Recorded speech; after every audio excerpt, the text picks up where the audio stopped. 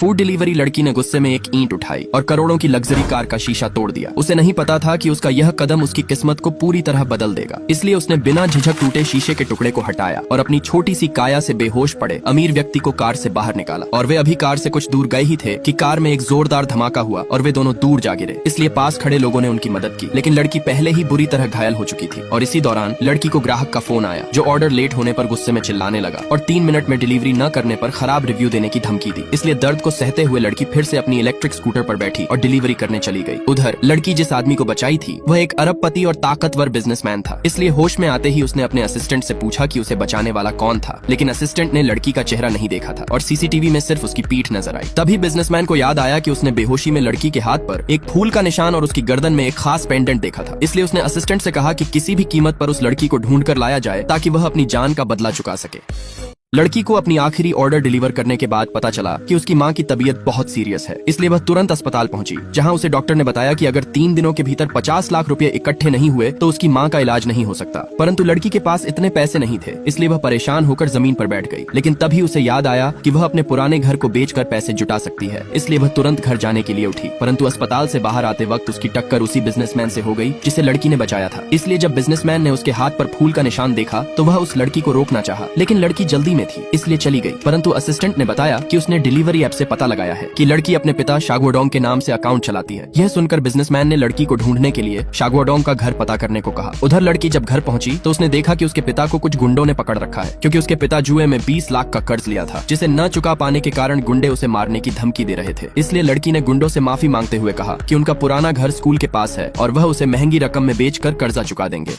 500 सालों से बंद प्राचीन ताबूत को खोलते वक्त लड़की का हाथ अचानक से कट गया और उसके खून की कुछ बूंदें ताबूत के अंदर सो रहे आदमी के सूखे होंठों पर गिर गईं। और खून के संपर्क में आते ही वह आदमी जो हजारों साल से सो रहा था जाग उठा। इसलिए लड़की डर के मारे भागने की कोशिश की, लेकिन एक अजीब ताकत ने उसे ताबूत के अंदर खींच लिया और लड़की डर के मारे चिल्लाने लगी। लेकिन उसकी आवाज ताबूत की मोटी दीवारों में खो गई और अगले ही पल वह आदमी उसे जबरन पकड़ लेता है और कहता है कि वह वही है जिसका वह 500 सालों से इंतजार कर रहा था। लेकिन अचानक लड़की का नींद खुलता है और उसे एहसास होता है कि यह वही सपना है जो उसे बार बार आता है। इसलिए सुबह होते ही उसकी माँ उसे आवाज देकर उठाती है और याद दिलाती है कि उसे काम पर जाना है। इसलिए ऑफिस पहुंचने पर उसे पता चलता है कि आज नए बॉस के निजी सचिव के लिए इंटरव्यू होना है। लेकिन जब वह नए बॉस को देखती है तो हैरान रह जाती है, क्योंकि वह वही आदमी था जो उसके सपनों में आता था। लेकिन इसी बीच एक महिला उम्मीदवार उसे नीचा दिखाने के लिए उसे धक्का दे देती है, लेकिन चुटकी बजाते ही वह आदमी समय को रोक देता है और आराम से लड़की को सीधा करके समय फिर से स्टार्ट कर देता है। असल में वह आदमी उस लड़की को ढूंढने आया था, क्योंकि वह लड़की उसकी पत्नी का पुनर्जन्म थी, जो 500 साल से पुनर्जन्म के चक्र से गुजर रही थी। बूढ़ी दादी ने अपनी पोती को सड़क के बीचों बीच ले गई और जब उसने देखा